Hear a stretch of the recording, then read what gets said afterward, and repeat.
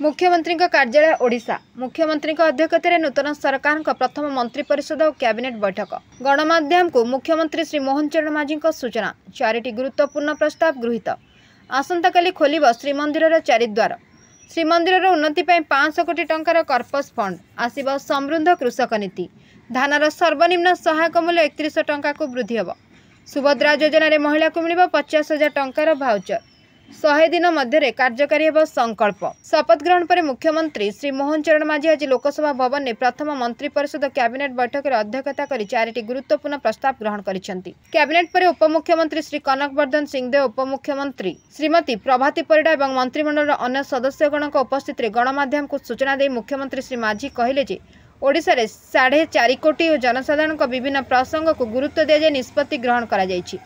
Bharatiya Janata party संकल्प पत्र को ग्रहण कर राज्य कैबिनेट आज 4टी प्रस्ताव ग्रहण करिसेंती।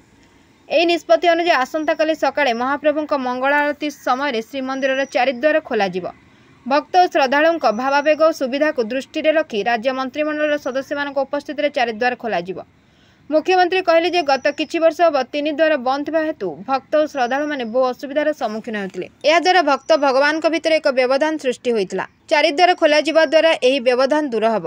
द्वितीय निष्पत्ति अनुसार श्रीमंदिर उन्नतीकरण संरक्षण विकास तथा अन्य समस्यार समाधान पर राज्य सरकार खूब शीघ्र 500 कोटी टंकार एक कर्पस फंड व्यवस्था करेंगे।